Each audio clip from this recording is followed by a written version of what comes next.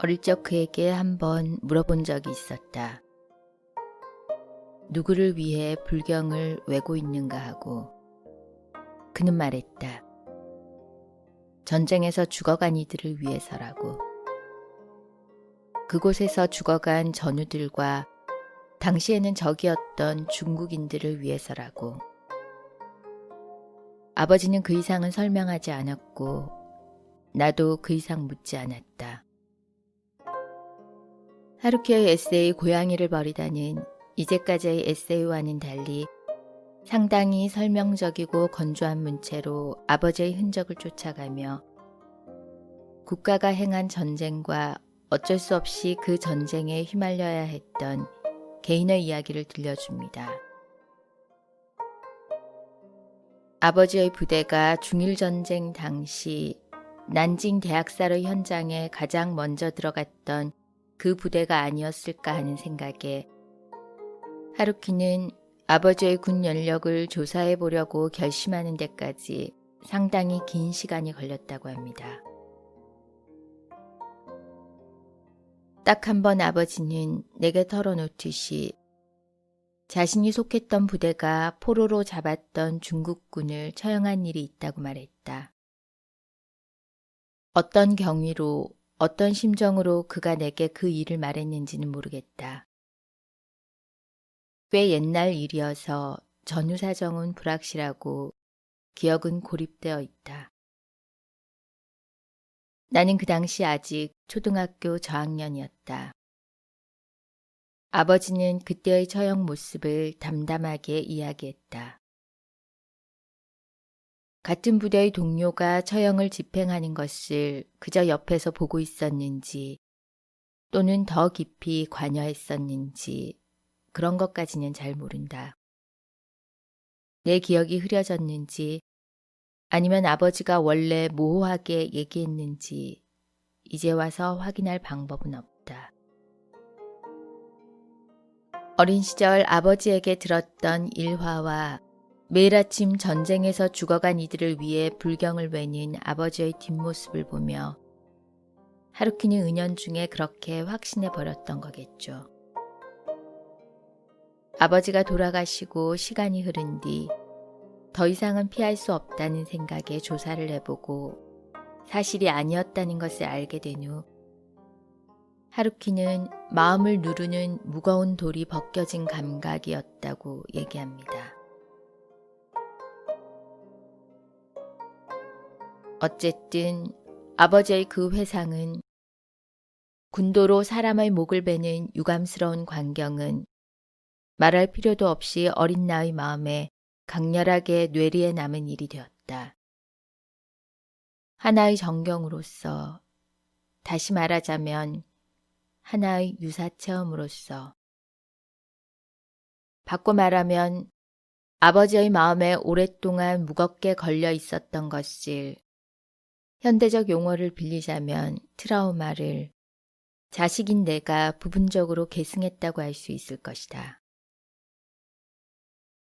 사람의 마음이 이어진다고 하는 것은 그런 것이고 또 역사라고 하는 것도 그런 것이다. 그 본질은 이어받는다는 행위 또는 의식 속에 있다. 그 내용이 눈을 돌리고 싶어질 정도로 불쾌한 것이라도 사람은 그것을 자신의 일부로서 받아들이지 않으면 안 된다. 그렇지 않으면 역사라고 하는 것의 의미가 어디 있겠는가. 하루키가 반전 작가임은 잘 알려져 있는 사실이죠. 예루살렘 문학상의 수상 소감에서 말했듯 국가나 단체 같은 시스템의 높고 단단한 벽과 미약한 개인인 달걀이 있다면 자신은 언제나 달걀의 편에 설 것이라고 말하죠. 전체라는 거대한 힘에 매몰되어 가는 개인을 지켜보고 그 편에 서는 것이 소설가의 책무라고요. 제가 소설을 쓰는 목적은 단 한 가지, 개인의 고유한 영성을 드러내고 그것을 빛에 비추기 위해서입니다. 이야기는 우리의 영혼을 시스템의 거미줄에 엮이지 않도록 보호하는 경고음이자 보조등이 되어줍니다. 저는 소설 쓰기를 통해 개인 영혼의 고유함을 명확히 하는 것이야말로 소설가가 이루어내야 할 소명이라고 믿어 의심치 않습니다. 전쟁이라는 커다란 물결 속에서 개인의 인생은 의도치 않은 방향으로 흘러갑니다. 약혼자가 있던 하루키의 어머니는 전쟁에서 약혼자를 잃고 하루키의 아버지와 결혼을 하게 되고, 불교의 경전을 공부하던 아버지는 전쟁에 참전해 원치 않는 죽음을 목도하게 됩니다. 인생이란 이런 식의 때론 가혹한 우연이 끝내 가져오고 마는 작은 사실들이 모여 만들어진 것이지만, 나라는 이름 없는 작은 우연의 결과도 나름의 역사와 책무를 가지고 있다고 그는 말합니다. 초창기 작품에서 개인의 고유한 영역만을 강조하는 것처럼 오해를 받기도 했지만, 하루키에게는 언제나 역사 속의 개인이라는 의식이 있었습니다. 그 역사는 책에도 기록되지 않을 미미한 것들이지만 그것들이 모여 커다란 흐름을 이뤄나가는 것이고, 그러기에 더더욱 의미가 있는 것이라고요. 하루키가 70이 넘어서 이런 글을 쓰게 된 것은 역사를 직면해야만 하는 개인의 책무에 대해 얘기하고 싶어서가 아닐까 생각했습니다. 우리들은 결국 우연히 어쩌다가 만들어낸 하나의 사실을 유일무이의 사실로 간주해서 살고 있는 것은 아닐까. 바꿔 말하면 우리는 넓은 대지를 향해 내리는 방대한 수의 빗방울 중 이름 없는 한 방울에 지나지 않는다. 고유하기는 하지만 교환 가능한 한 방울이다. 그러나 그 한 방울의 빗물에는 한 방울의 빗물 나름의 생각이 있다. 한 방울의 빗물의 역사가 있고 그것을 이어받아 계승해 간다고 하는 한 방울의 빗물의 책무가 있다.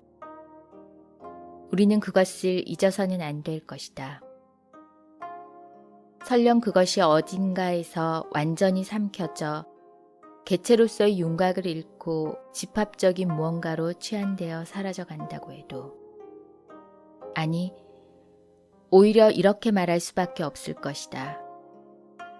그것이 집합적인 무언가로 취한되어 가기 때문에 더더욱. 얼마 전 BTS가 벤플리츠상 수상 소감을 발표했을 때 중국의 네티즌들이 중국 국가의 존엄을 무시했다며 불매운동을 한 일이 있었습니다. 잊을만 하면 가끔씩 들려오는 이런 중국의 태도를 보며 전체주의가 개인의 사상을 통제하고 있다는 것이 얼마나 무서운 것인지 매번 깨닫곤 합니다. 아이 웨이웨이는 이런 중국의 전체주의의 반기를 들고 있는 대표적인 작가입니다. 물론 그 때문에 가택연금이 되는 등 중국 정부의 눈밖에 난 작가지만 그에게 가해지는 중국의 압력 덕에 더더욱 작품가가 올라가고 영향력이 커지는 작가라 할 수 있습니다. 2010년 런던의 테이트 모던의 터빈홀 바닥이 1억 개의 해바라기 씨로 가득 찼습니다. 이 해바라기 씨들은 1600명의 중국 장인들이 2년 동안 하나하나 구워서 직접 손으로 채색한 도자기들입니다.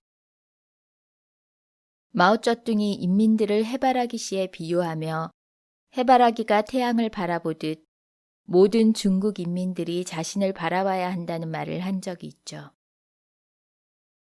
아이웨이웨이의 해바라기 씨를 보며 그의 말을 떠올리게 되는데요.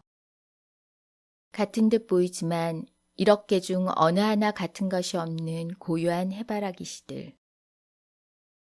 1000제곱미터 넓이의 홀에 가득한 해바라기 씨는 한 주먹에도 수십 개가 쥐어질 정도로 작은 것들이지만 하나하나 고유의 문양을 가지고 있습니다.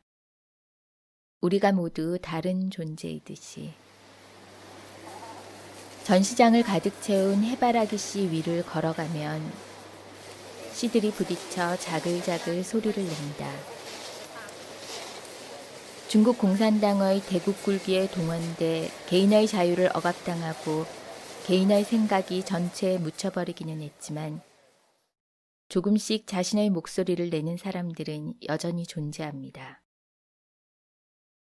해바라기 씨들은 언덕처럼 쌓이기도 하고 넓은 바닥을 채우기도 하며 하나의 커다란 집단을 형성하고 있는 것처럼 보이지만 하나의 씨앗 안에 모두 다른 형태의 해바라기를 품고 있다는 사실을 아이웨이웨이의 해바라기 씨는 상기시켜 줍니다.